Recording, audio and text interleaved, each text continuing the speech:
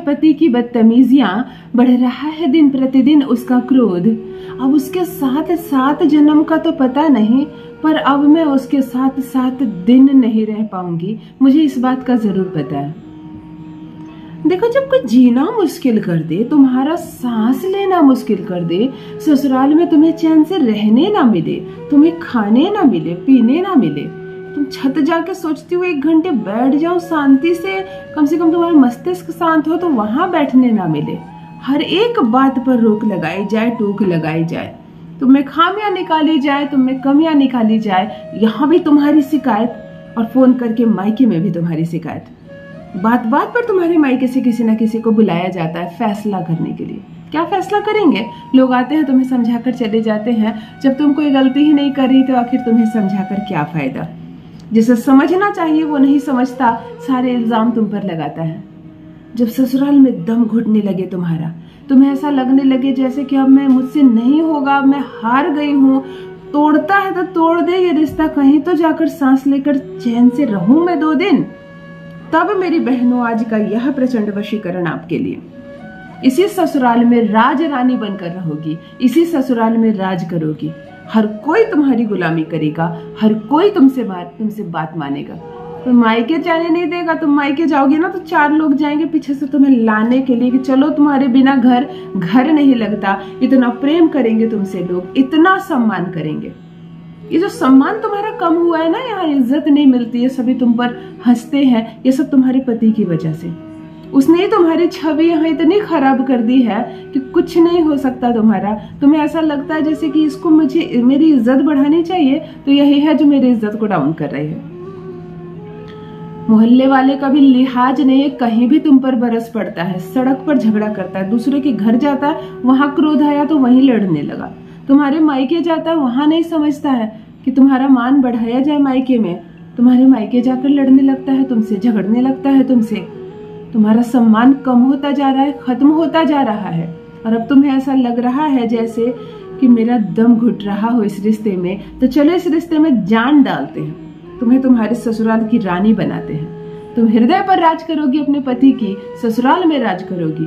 जी हाँ, मैं बता रही हूँ, पति के अंडरगारमेंट से किया गया एक ऐसा अद्भुत प्रचंड वशीकरण जो पति को तुमसे ऐसा बांध कर रखेगा 7 जन्म तक कि बार बार वो ये शब्द कहने के लिए मजबूर हो जाएगा कि मैं तुम्हारे बिना नहीं रह सकता, मैं तुमसे बहुत प्रेम करता हूँ, तुम मायके मत जाना, मैं एक दिन नहीं रह सकूंगा। देखो, यदि इस तरह की बातें बात बात पर ना कहे तुम्हारा पति तो कहना।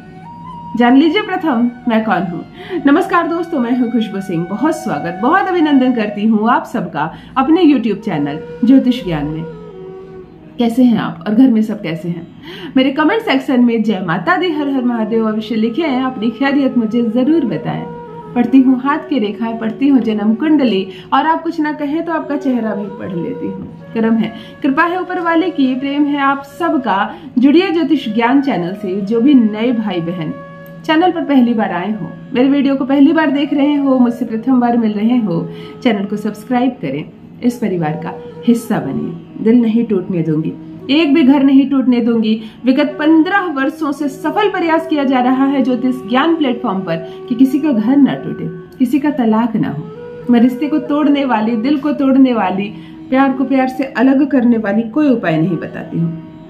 ऐसा नहीं है कि जानती नहीं हूँ, बस बताती नहीं हूँ। मुझे लोगों को अलग नहीं करना। ये प्लेटफॉर्म जोड़ने वाला प्लेटफॉर्म है, दिलों को जोड़ता है, रिश्तों को जोड़ता है। तुम्हारा घर भी नहीं टूटेगा, तलाक किसी कीमत पर नहीं होगा। तुम खुद भी चाहोगी ना तो भी तलाक नहीं होगा।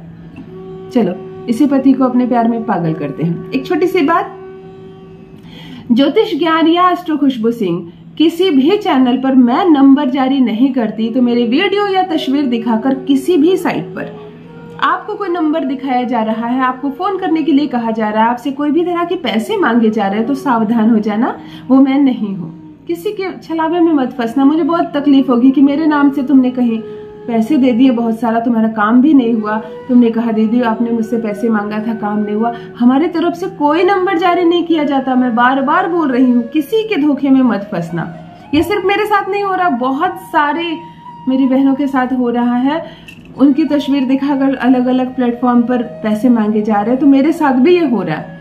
मैं खुद बहुत सारे चैनल देख चुकी हूँ, मेरी प्रोफाइल पिक लगी हुई है, और तरह तरह के व्हाट्सएप नंबर जारी किए जा रहे हैं, तो सावधान रहना। चलो ध्यान से वशीकरण सीख लेते हैं, करते ही असर होगा। पति तुम्हारे प्यार में पागल रहेगा, कितना दूर भी रहता हो तुमसे ऊब कर, तुमसे बोर होकर वो विदेश चला गया हो ना, वहां से खींच कर आएगा। लेकिन उसकी एक अंडरगारमेंट्स, यूज की हुई अंडरगारमेंट्स तुम्हारे पास होनी चाहिए। धुल गई हो कोई बात नहीं, अंडरगारमेंट्स तो धुल ही जाएगी तभी तुम्हें मिलेगी। धुल गई हो तो कोई बात नहीं, परंतु तुम्हारे पास जरूर हो, तभी ये वशीकरण सार्थक होगा, अन्यथा नहीं होगा। अगर नहीं है तुम्हारे पास पति के कोई अंडरगारमेंट्स, तुम बहुत साल से मायके में रह रही हो, तो इस प्रयोग को ना करे, करके कोई फायदा नहीं है। तो मैं बेवजह क्यों कहूंगी आपसे, ध्यान से सुनो। पति के अंडरगारमेंट्स ले लेना। आपको अपने दाहिने हाथ में, सीधी हाथ जो होती है, उससे एक मुट्ठी सफेद तिल लेना है। आपको 2 तस्वीर लेनी है, एक अपनी छोटी सी तस्वीर लेनी है और एक अपने पति की। अब आप कहेंगे फोटो नहीं है, कोई बात नहीं, फोटो नहीं हो तो काम चलेगा।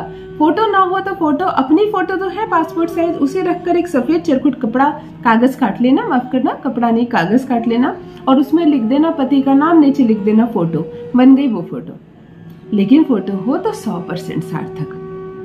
ये उपाय आपको रात्रि को 12 बजे से 3 बजे के बीच करनी है। रात्रि को, मध्य रात्रि प्रयोग है, प्रचंड वशीकरण है। रात्रि को 12 से 3 के बीच करनी है। दिन केवल शनिवार हो, सब सो जाए, मन शांत हो, स्नान आदि से निवृत्त होकर पवित्रता का बहुत ध्यान रखें। नॉनवेज नहीं खाना है आज, बिल्कुल नहीं खाना है, कोई भी गंदी चीजें नहीं छूनी है। साफ सुथरा होकर आप पति के अंडरगारमेंट्स को सामने बिछा दें। अपनी और अपने पति की दोनों तस्वीर को संग में लेकर जला दे, खाक कर दे, और इस राख को सफेद तिल में मिला दे। इस तिल को आप अंडरगारमेंट्स में डाल दें। वो जो राख मिली हुई तिल है, इसे फोल्ड कर दें और 2 गांठें लगाएं।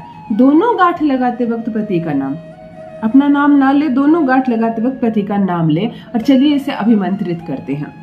इसे दाहिने हाथ की मुट्ठी में बंद कर दे। अभी ये किसी काम का नहीं है, ये सिर्फ आपकी पोटली तैयार हुई है उसे खींचने के लिए। चलिए इसे अभिमंत्रित करते हैं, इसे जागृत करते हैं। आपको मंत्र कहना है ओम, सामने वाले का नाम यानी कि अपने पति का नाम। पग बाधा वश्यम वश्यम स्वाहा, ये एक पग बाधा मंत्र है, उसके पैर बंध जाएंगे, वो भाग नहीं पाएगा कहीं, वो कहीं नहीं जा पाएगा। आपको ऐसे मोड़ना है और कहना है ओम, पति का नाम, पग बाधा वश्य वश्यम स्वाहा, पग बाधा वश्य वश्यम स्वाहा। इस मंत्र को आपको 251 बार जप करना है उसी समय।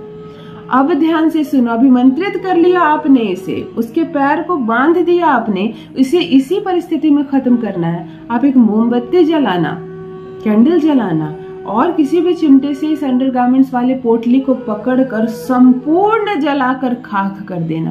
अंडरगारमेंट्स जो आपने अंदर राख भरी तस्वीर और तिल संपूर्ण जलकर खत्म ना हो जाए, जब तक चिमटे से पकड़कर इसे पूरा जलाना।